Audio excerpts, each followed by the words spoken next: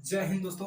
आप सभी का स्वागत है हमारे और आपके अपने YouTube channel UP Hardoi Krishna classes में। दोस्तों, आप सभी को पता ही होगा कि हम इस YouTube चैनल पर क्लास 6 से लेकर क्लास 12 तक जो सारे के सारे सब्जेक्ट चलते हैं उनको हम इस YouTube चैनल पर कवर कराने वाले हैं। खासकर जो गवर्नमेंट कॉलेजेस एंड स्कूलों में बुक्स चलती हैं, मैथ है, साइंस है, ज्योग्राफी है या फिर कोई भी सब्जेक्ट है, इतिहास है, भूगोल, इनमें से कोई भी सब्जेक्ट है जो हमारे सरकारी कॉलेजेस में चलते हैं, उनको हम इस YouTube चैनल पर कवर कराने वाले हैं बहुत ही अच्छी तरीके से। तो ज़्यादा से ज़्यादा हमारे जो वीडियोस YouTube पर आ रहे हैं उनको शेयर कीजिए, ताकि हर बच्चे के पास जो आर्थिक स्थिति से कमजोर है, कोचिंग नहीं ले पा रहा है, मैथ्स एंड साइंस की कोचिंग नहीं अफोर्ड कर पा रहा है, पारिवारिक स्थिति उसकी सही नहीं है, तो वह फ्री में यहाँ से सीख कर अपनी जिंदगी में बेहतर कर सकता है, ताकि हमारी इंडिया आगे बढ़े, हमारा देश आगे बढ़े, हमारा उत्तर प्रदेश, हर राज्य हमारे देश का आगे बढ़े।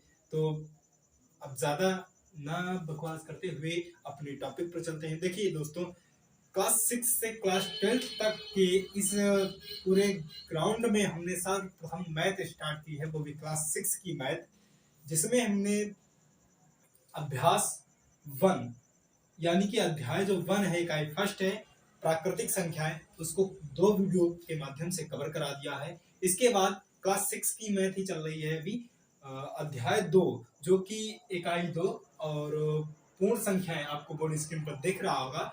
आज से वो स्टार्ट होने वाला है, पूर्ण संख्याएं, इकाई 2 पूर्ण संख्याएं। अब पूर्ण संख्याओं के बारे में समझ लेते हैं। देखिए, हमने आपको प्राकृतिक संख्याओं की परिभाषा बताई थी। क्या बताई थी? प्राकृतिक संख्याओं की परिभाषा बताई थी कि एक से लेकर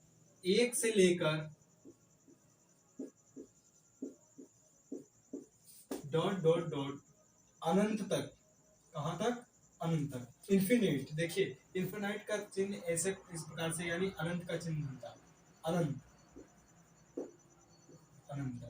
हमने आपको बताया था कि एक से लेकर अनंत तक की संख्याओं को प्राकृतिक संख्या कहते हैं। क्या कहते हैं? प्राकृतिक संख्या, यानी एक से लेकर अनंत तक की संख्याओं को प्राकृतिक संख्या कहते हैं। अब इसके बाद हमने प्राकृतिक संख्याओं के बाद दूसरी इकाई आपकी आई है, फर्स्ट इकाई की थी प्राकृतिक संख्या, अब सेकंड इकाई आपकी है पूर्ण संख्याएं। अब पूर्ण संख्याओं को किस प्रकार से निरूपित करेंगे, पूर्ण संख्याओं की परिभाषा किस प्रकार से देंगे? देखिए ध्यान से, यदि हम प्राकृतिक संख्या इस प्रकार से पूर्ण संख्याओं की परिभाषा देंगे, प्राकृतिक संख्याओं में जीरो को सम्मिलित कर लेने पर वह पूर्ण संख्याएं हो जाती है, वह पूर्ण संख्याएं हो जाती है। यानी यदि हम प्राकृतिक संख्याओं में जीरो को सम्मिलित कर लेते हैं, उसके बाद सारी की सारी प्राकृतिक संख्याएं लिख देते हैं, तो वो हमारी पूर्ण संख्याएं हो जाती हैं। देखिए किस प्रकार, 0, इसके बाद 1 स्टार्ट होगा, फिर 2 स्टार्ट होगा, फिर 3 स्टार्ट होगा, फिर 4, 5, 6, डॉट 7, डॉट डॉट डॉट, यहाँ पर अब फिर अनंत तक ये अभी जाएंगी, पूर्ण संख्या भी अनंत तक जाएंगी। देखिए, अब सबसे छोटी संख्या की बात कर लेते हैं। देखिए, प्राकृतिक संख्याओं में सबसे छोटी प्राकृतिक संख्या हमारी 1 होती है। क्या होती है? 1 होती है। लेकिन अगर पूर्ण संख्याओं में सबसे छोटी पूर्ण संख्या की बात करेंगे तो यहाँ पर 0 होती है। क्या होती है? 0, अर्थात 0 होती है। तो अब हम चलते हैं अभ्यास 2A की तरफ। अभ्यास 1A और अभ्यास 1B कवर हो चुका है, जो कि प्रीवियस वीडियो में है। आप लोग जो नए आए हुए हैं हमारे साथी, वो प्रीवियस वीडियो जाकर, यानी पिछले वीडियो जो हैं उनको जाकर देख सकता है। तो चलते हैं हम आज नए टॉपिक के साथ। अभ्यास 2A लिखा हुआ है। अभ्यास 2A। तो देखते हैं अभ्यास 2A में क्या है। धीरे धीरे आपको बोर्ड स्क्रीन पर सारे के सारे क्वेश्चन दिखते रहेंगे, अच्छा मटेरियल मिलेगा आपको इस यूट्यूब चैनल। चलिए और अच्छे से समझाया जाएगा, ऐसा नहीं है। देखते हैं अभ्यास 2A में क्या है। अच्छी तरीके से देखते हैं अभ्यास 2A में क्या है। समझ में भी आएगा। देखिए, जो अभ्यास 2A आपको दिया गया है, इसमें फर्स्ट क्वेश्चन आपको बोर्ड स्क्रीन पर दिख रहा होगा। इसमें कहा गया सबसे छोटी पूर्ण संख्या बताइए। सबसे छोटी पूर्ण संख्या बताइए। देखिए, सबसे छोटी पूर्ण संख्या आपको अभी हम बता चुके हैं। क्या बताई है आपको? सबसे छोटी पूर्ण संख्या आपकी होती है 0। क्या होती है? 0। आपकी सबसे छोटी पूर्ण संख्या क्या होती है? शून्य, जो आपको हम बता भी चुके हैं अभी। और सबसे छोटी प्राकृत संख्या क्या होती है? 1। और सबसे छोटी पूर्ण संख्या 0 अर्थात शून्य भी कह सकते हैं इसको। अब चलते हैं क्वेश्चन नंबर फर्स्ट के बाद क्वेश्चन नंबर सेकंड की तरफ, जो कि आपको बोर्ड स्क्रीन पर दिख रहा होगा। देखिए क्वेश्चन नंबर सेकंड आपका कह रहा है, उससे पहले हम इसको इरेज कर देते हैं। अब देखिए क्वेश्चन नंबर सेकंड आपका क्या कह रहा है, देखिए ध्यान से। क्वेश्चन नंबर आपका जो सेकंड है वो कह रहा है, यानी जो लिखा हुआ है वही कहेगा भाई। कोई इंसान थोड़ी ना चल के आएगा, जब उसको पढ़ेंगे हम समझेंगे तभी तो हमें पता चलेगा क्या कह रहा है क्वेश्चन। देखिए क्वेश्चन को ध्यान से पढ़ेंगे, उसके बाद उसको सॉल्व करेंगे। देखिए क्वेश्चन जो नंबर जो सेकंड है आपका, वो कह रहा है संख्या रेखा पर निम्नांकित पूर्ण संख्याओं को प्रदर्शित कीजिए। कह रहा है संख्या रेखा पर निम्नांकित पूर्ण संख्याओं को प्रदर्शित कीजिए। देखिए यहाँ पर जो पूर्ण संख्या आपकी दी गई है क्वेश्चन में 0, 1, 2, 3, 4, 5, 6, 7 यानी 7 तक दी गई है। क्या दी गई है? क्वेश्चन नंबर आपका कौन सा है? सेकंड क्वेश्चन है। इसमें आपकी पूर्ण संख्याएं दी गई हैं। कितनी पूर्ण संख्याएं दी गई हैं? 0, 1, 2, 3, 4, 5, 6, 7। आपको अक्सर उत्तर माला में सिर्फ 5 तक दिए रहते हैं, प्रदर्शित की जा रही होती है संख्याएं संख्या रेखा पर ये। लेकिन यहाँ पर 7 जो हमें क्वेश्चन में दी गई है संख्याएं, तो हम 7 संख्या यानी 7 तक, 0 से लेकर 7 तक ही इसको हम पूर्ण संख्याओं में प्रदर्शित करेंगे। देखिए संख्या रेखा पर प्रदर्शित करेंगे। देखिए इन पूर्ण संख्याओं को संख्या रेखा पर किस प्रकार से प्रदर्शित करेंगे, आप लोग ध्यान से देखिएगा। देखिए किस प्रकार से प्रदर्शित करेंगे। सबप्रथम हम क्या करेंगे? हल लिख लेंगे। हल लिखने के पश्चात यहाँ पर एक संख्या रेखा खींच लेंगे। क्या करेंगे? संख्या रेखा खींच लेंगे। एक लंबी सी संख्या रेखा खींच लेंगे इस प्रकार से। सॉरी यहाँ पर टेढ़ी खींच रही है, थोड़ी तिरछी खींच रही है, तो हम इसको सीधा कर लेते हैं।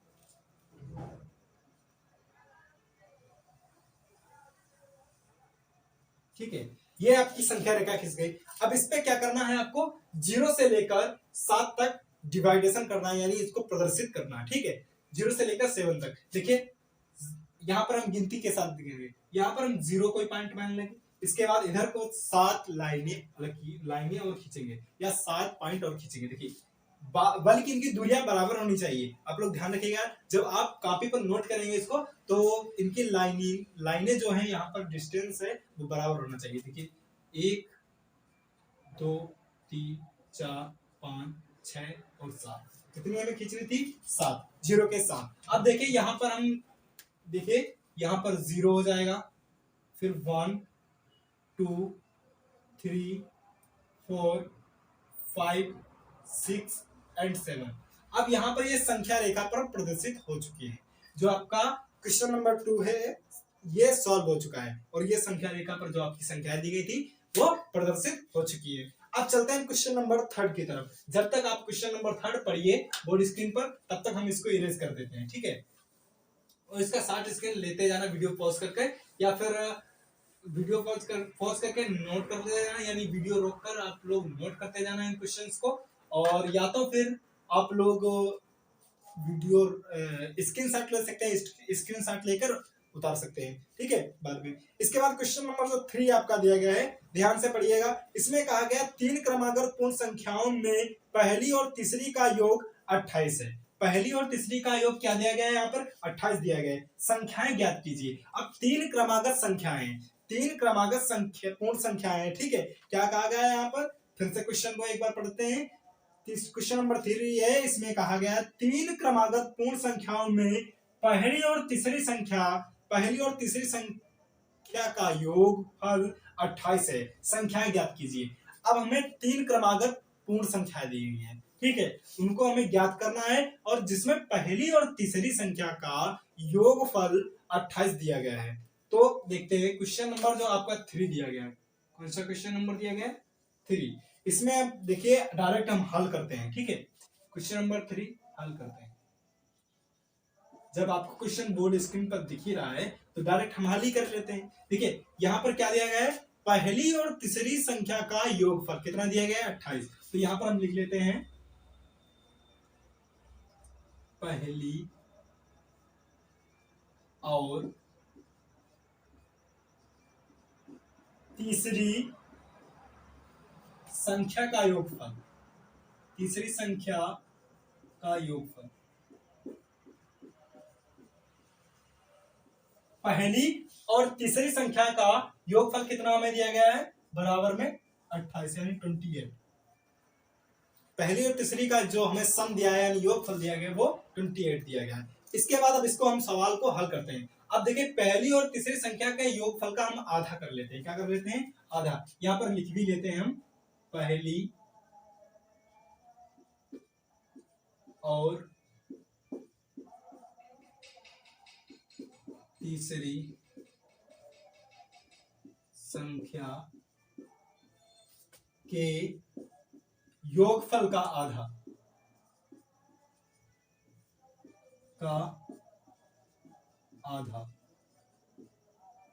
अब ध्यान से देखिएगा, हमें जब तीन संख्या निकालनी है तो इसका हम आधा कर देंगे। इसके बाद जो हमें जो आधा करेंगे हमें बीच की संख्या ज्ञात हो जाएगी, और बीच संख्या के बाद इसके बाद अनुवर्ती और पूर्ववर्ती संख्या निकाल लेंगे, हमें क्रमागत तीन संख्या ज्ञात हो जाएंगी। देखिए पहली और तीसरी संख्या के योगफल का आधा करेंगे यानी 28/2, यानी 28 पे जब हम 2 करेंगे, अब इसमें हम क्या करेंगे, 2 से 28 को क्या कर देंगे, भाग दे देंगे। ये भाग डायरेक्ट दे दीजिए आप लोग, या तो फिर डायरेक्ट काट दीजिए। हम यहाँ पर डायरेक्ट काटेंगे। देखिए 2 एकम 2, 2 छक्के 8, यानी बराबर कितना आ जाएगा यहाँ 14। तो दो पहली और तीसरी संख्या के योगफल का आधा कितना होगा, 14 होगा। तो अब क्रमागत तीन संख्या निकालने के लिए पहले 14 की अनुवर्ती संख्या निकाल लेते हैं और 14 की पूर्ववर्ती संख्या। अब देखिए यहाँ पर 14 की अनुवर्ती संख्या,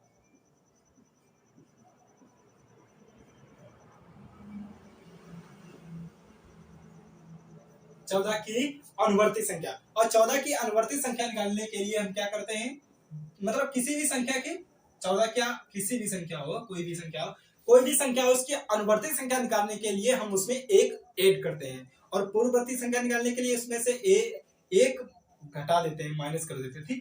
ठीक है। अब 14 में जब हम एक ऐड करेंगे तो हमें अनुवर्ती संख्या प्राप्त होगी। वो किस प्रकार, 14 + 1 = 15, यानी जब इसकी 14 की अनुवर्ती संख्या क्या आएगी, यहाँ पर 15 आएगी। अब 14 की हम पूर्ववर्ती संख्या निकालेंगे। क्या निकालेंगे, पूर्ववर्ती संख्या। 14 की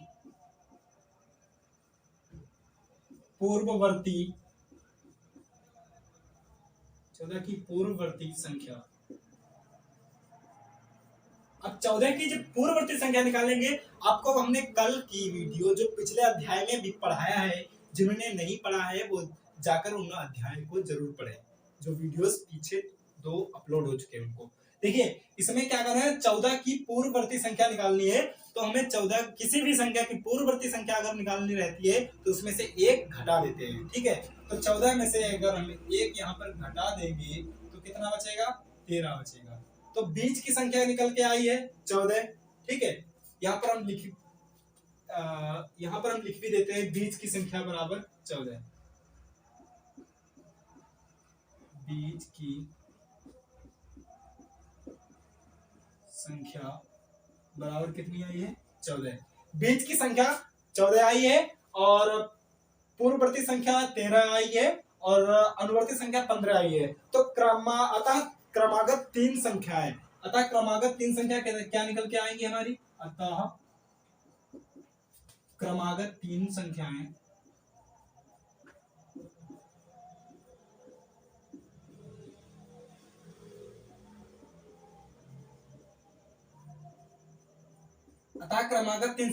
क्या आएंगी, सबसे छोटी संख्या फिर उससे बड़ी फिर उससे बड़ी। देखिए सबसे छोटी यहाँ पर 13 निकल के आई है, कामा उससे बड़ी 14 निकल कर आई है, तो 14, उससे बड़ी 15 निकल कर आई है, 15 निकल के आई है। अब यही हमारा क्या हो जाएगा, राइट आंसर हो जाएगा। यही हमारा तीनों क्रमागत संख्याएं निकल के आ जाएंगी। अब आप लोग एक काम कीजिए, वीडियो पॉज करके या तो इसको नोट कर लीजिए, अन्यथा आप लोग शॉर्ट स्क्रीन भी ले सकते हैं। तो जैसी आपकी इच्छा है, क्योंकि हम तो यहाँ पर इरेज करेंगे, उसके बाद नेक्स्ट सवाल आएंगे ताकि आपको क्वेश्चंस भी दिखते रहें और हम आपको क्वेश्चंस हल करके भी दिखाते रहें। तो चलिए क्वेश्चन नंबर 4 आपको अब बोर्ड स्क्रीन पर दिख रहा होगा और इसको ध्यान से पढ़िए, तब तक हम इसको इरेज करते हैं, हम भी पढ़ते जाते हैं साथ में। देखिए ये शायद इसी क्वेश्चन पे आधारित है जो हमने आपको लगा कर दिया है। तो क्या करते हैं, इसको हम थोड़ा यहाँ पे कमी मिटाते हैं। क्वेश्चन नंबर 4 दिया है ताकि हमें सरलता हो जाए, ठीक है। क्वेश्चन नंबर जो आपको 4 दिया गया है, क्वेश्चन नंबर 4 जो कि आपको बोर्ड स्क्रीन पर शो हो रहा होगा, दिख रहा होगा। देखिए कहा गया यदि 3 क्रमागत पूर्ण संख्याओं में मध्य की संख्या 39 हो, मध्य की संख्या कितनी हो, 39 हो, तो तीनों संख्याएं ज्ञात कीजिए। अब मध्य की संख्या 39 दी गई है आपको, तो तीनों संख्याएं ज्ञात करनी है। ये तो आपका सरल हो गया, क्योंकि हमने पहले मध्य की बीच की संख्या निकाल ली थी, अब तो बीच की संख्या डायरेक्ट दी गई है, तो हम कुछ नहीं करेंगे, इसको मिटा देते हैं पहले पर। अब दूसरे तरीके से लेके तरीका वही रहेगा, मतलब यदि तीनों क्रमागत संख्याओं में पहली और दूसरी संख्या का योगफल दिया हो तो कुछ नहीं करेंगे, तो योगफल की तरीके से निकालने उसका आधा करेंगे, फिर बीच की संख्या निकल आएगी, उसके बाद अनुक्रम सॉरी उसके बाद अनुवर्ती संख्या और पूर्ववर्ती संख्या निकालेंगे, सवाल लग जाएगा। लेकिन यहाँ पर बीच की संख्या दी गई है, तो यहाँ पर हल करते हैं डायरेक्टली हम। 3 क्रमागत पूर्ण संख्याओं के मध्य की संख्या, तो यहाँ पर लिखेंगे मध्य की संख्या, पूरा लिख लेते हैं 3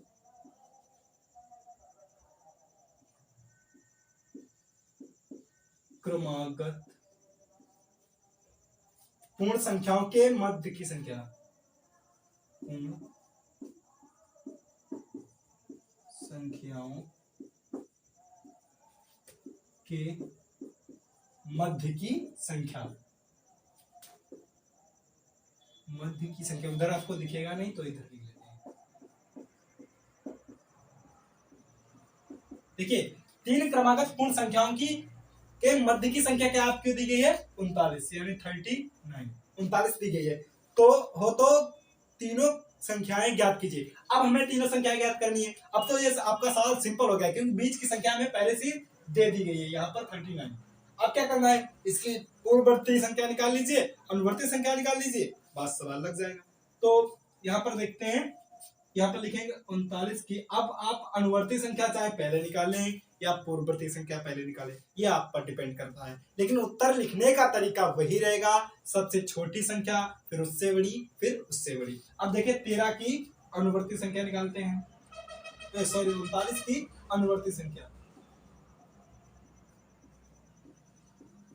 39 की अनुवर्ती संख्या ज्ञात करते हैं।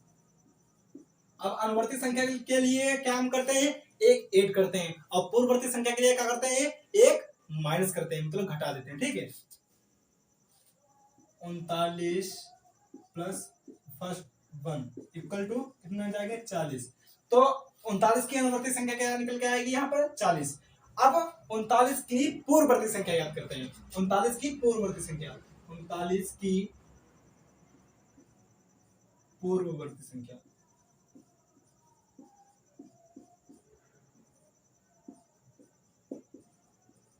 39 की पूर्ववर्ती संख्या। अब आपको बार बार मैं बता रहा हूं कि पूर्ववर्ती संख्या निकालने के लिए कुछ नहीं करना रहता है, सिर्फ आपको 1 इसमें माइनस कर देना रहता है, ठीक है। 39 माइनस 1 इक्वल टू कितना आ जाएगा, 38, यानी 38 आ जाएगा। अब तीनों क्रमागत संख्याएं लिखेंगे, अतः तीनों क्रमागत संख्याएं क्या निकल के आएंगी हमारी, अतः 3 क्रमागत संख्या, 3 क्रमागत संख्याएं, अतः तीनों क्रमागत संख्या हमारे निकल के आएंगी। वो इस प्रकार सबसे छोटी संख्या लिखेंगे, फिर उससे बड़ी, फिर उससे बड़ी। सबसे छोटी संख्या यहाँ पर क्या निकल के आई है, 38, तो 38। उसके बाद उससे बड़ी संख्या निकल के आई है 39, उसके बाद निकल के आई है हमारी 40। तो यही तीनों क्रमागत संख्या निकल के आ जाएंगी, 38, 39 और 40, ये तीनों क्रमागत संख्या आपके निकल के आ जाएंगी। अब इसके पश्चात हम जो हमारा थर्ड क्वेश्चन था, सॉरी फोर्थ क्वेश्चन था, यह भी समाप्त हो चुका है। अब हम चलेंगे किस पर, क्वेश्चन नंबर 5 पर। देखिए क्वेश्चन नंबर थोड़ा 5 है, थोड़ा डिफिकल्ट है, थोड़ा समझना होगा इसे। डिफिकल्ट है, थोड़ा सा कठिन है, लेकिन समझने की बात है। इसमें अपनी तरफ से कुछ संख्याएं आपको लिखनी पड़ेगी।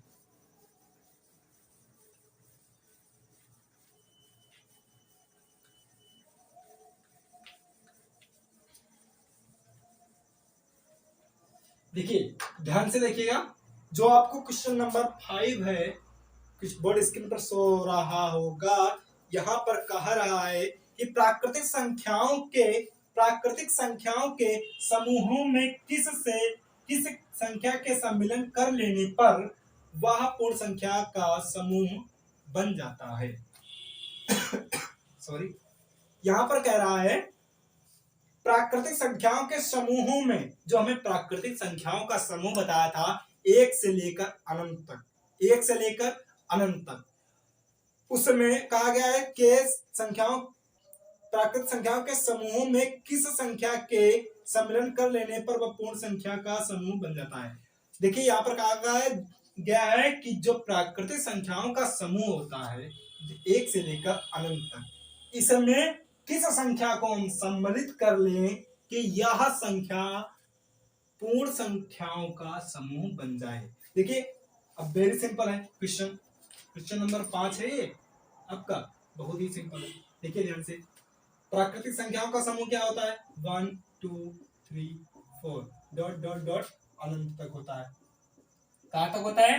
अनंत तक, यानी 1 से लेकर अनंत तक की संख्या को प्राकृतिक संख्या कहते हैं। अब हमें इसमें ऐसी संख्या को सम्मिलित करना है जो ये संख्याएं पूर्ण संख्याओं का समूह बन जाए। प्राकृतिक संख्याओं का समूह है, अब इसे हमें पूर्ण संख्याओं का समूह बनाना है, तो वह है उत्तर में आएगा आपका 0, सिर्फ 0 आएगा।